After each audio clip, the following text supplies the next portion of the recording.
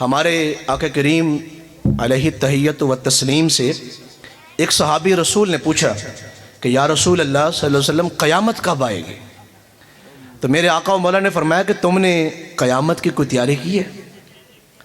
اب جانتے ہیں کہ انہوں نے کیا فرمایا؟ فرمایا تیاری تو کوئی نہیں، لیکن ایک بات ہے کہ ہم محبت آپ سے کرتے ہیں۔ سبحان اللہ، سبحان اللہ۔ آپ سن رہے ہیں میں کیا کہہ رہا ہوں؟ اس کا مطلب یہ نہیں تھا کہ نعوذ باللہ صحابی رسول کے پاس نمازیں نہیں تھیں۔ یہ نہیں فرمایا کہ جناب جس دن سے میں نے آپ کے مبارک ہاتھوں پہ بیعت کی ہے کوئی نماز میری قضا نہیں ہوئی، یہ نہیں فرمایا، حالانکہ نہیں ہوئی۔ صحابہ ہوں اور ان کی نمازیں چھوٹ جائیں، کوئی روزے قضا نہیں ہوئے، دیگر فرائض اور واجبات اور سنن اور مستحبات قضا نہیں ہوئے آپ کے، لیکن کس چیز پہ بھروسہ کیا صحابی رسول نے؟ یوں نہیں کہا کہ جناب تیاری یہ ہے کہ نمازیں پوری ہیں، تیاری یہ ہے کہ فرائض پورے ہیں، تیاری یہ ہے کہ واجبات پورے ہیں، یہ بات نہیں کہی۔ کہا یا رسول اللہ کسی چیز پہ بھروسہ نہیں، اگر بھروسہ ہے دونوں جہانوں میں کامیابی کا تو وہ آپ کی محبت پہ بھروسہ ہے کہ ہم محبت آپ سے کرتے ہیں، ہم پیار آپ سے کرتے ہیں۔ اب ذرا دلوں کو تھام کے سنیں، جب یہ صحابی نے یوں جملہ ارشاد فرمایا نا تو پھر حضور نے کیا ارشاد فرمایا؟ فرمایا پھر آپ خوش ہو جائیں، جن کے ساتھ آپ محبت کرتے ہیں قیامت والے دن انہی کے ساتھ اٹھائی جائیں گے۔ اب جو اگلے دو جملے میں کہنے لگا ہوں نا وہ بڑے عظیم ہیں۔ میرے آقا و مولا نے جب یہ بات ارشاد فرمائی تو انہوں نے دوبارہ ایک سوال پوچھا جو بڑا عظیم سوال تھا۔ اب سنیں جو بڑی نوٹ کرنے والی بات ہے۔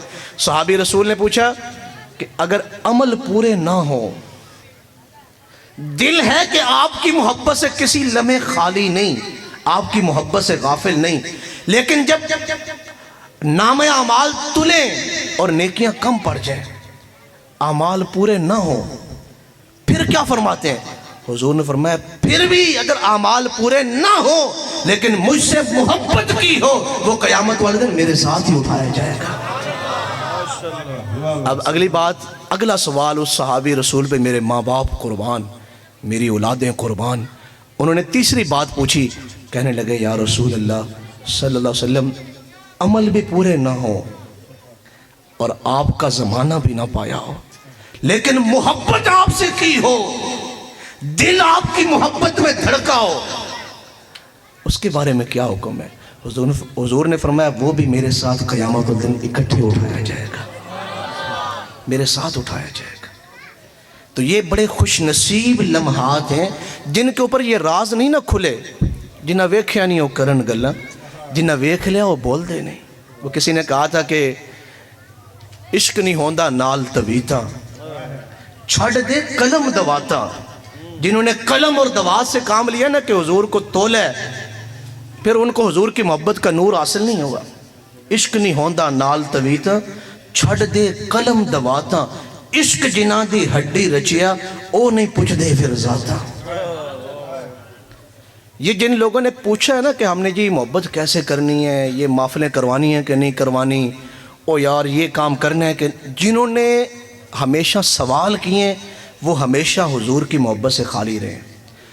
عرب کا ایک بہت بڑا، جن پہ راز نہیں نہ ظاہر ہوئے، وہ ساری زندگی بیچارے ایسے ہی غفلت میں زندگی گزار کے چلے گئے۔ عرب کا سب سے بڑا جو طبیب تھا کہ اس کے لیول کا ڈاکٹر اور اس کے لیول کا حکیم اس زمانے میں نہیں تھا، اس کا نام ہے زمال۔ علماء سے پوچھیں، علماء نے ضرور پڑھا ہوگا۔ زمال کو خبر پہنچی کہ مکہ معظمہ میں ایک نوجوان ہے ہاشمی خاندان سے، وہ نبوت کا اعلان کرتے ہیں، دعویٰ کرتے ہیں کہ میں آخری نبی ہوں، اور باقی ہمارے جو 360 بت رکھے ہوئے ہیں ان کو جھٹلاتے ہیں، کہتے ہیں کہ ایک رب کی طرف متوجہ ہوں۔ وہ زمال اسپیشلی آیا مکہ معظمہ اور پھر اس نے حضور سے پوچھا، آقا کریم کے بارے میں پوچھا وہ کہاں ملیں گے، تو بتایا گیا کہ آپ فلاں جگہ پہ چلے جائیں وہاں آپ کو مل جائیں گے۔ جب وہ آیا نا آقا کریم علیہ السلام یوں بیٹھے ہوئے تھے اور حضور کا رخ انور جھکا ہوا تھا، یوں سامنے آ کے بیٹھا ہے زمال اور کہنے لگا کہ آپ کا نام محمد ہے صلی اللہ علیہ وسلم؟ تو حضور نے فرمایا ہاں۔ تو اس نے کہا جی میرا نام زمال ہے۔ اب حضور بھی اس کا نام جانتے تھے کہ یہ عرب کا بہت بڑا حکیم ہے، بہت بڑا طبیب ہے۔ تو کہا جی میں بھی، آقا کریم علیہ السلام نے فرمایا میں بھی جانتا ہوں تمہیں. تو بڑی شاندار بات جو آپ تک میں پہنچانا چاہتا ہوں کہ جب راز نہ کھلیں تو پھر کیا ہوتا ہے، جب راز کھل جائیں تو پھر کیا ہوتا ہے. تو اس نے کہا کہ جناب آپ جانتے ہیں کہ میں سب سے بڑا طبیب اور حکیم ہوں. مجھے نعوذ باللہ ایسے لگتا ہے کہ آپ نفسیاتی مریض ہیں. یہ جو آپ باتیں کرتے ہیں نا کہ نعوذ باللہ میں آخری نبی ہوں اور یہ تمہارے جتنے معبود ہیں سب جھوٹے ہیں، تو میرا جو رب ہے وحدہ لا شریک ہے اور وہ سچی ذات ہے، وہ معبود ہے، وہ سجدوں کے لائق ہے، وہ عبادت کے لائق ہے. تو مجھے ایسے لگتا ہے کہ نعوذ باللہ آپ جو ہے وہ نفسیاتی مریض ہیں. اگر آپ اجازت دیں تو میں آپ کا علاج کر سکتا ہوں. ویسے تو لوگ میرے پاس ٹائم لیتے ہیں کئی مہینوں پہلے، لیکن مجھے آپ کی فکر ہے. اب چونکہ حضور رخ انور یوں جھکا کے بیٹھے ہوئے تھے، جب اس نے یہ بات کر لی تو حضور نے یوں رخ انور اٹھایا. اعلیٰ حضرت نے بھی فرمایا تھا کہ جس طرف اٹھ گئی دم میں دم آ گیا اس نگاہ عنایت پہ.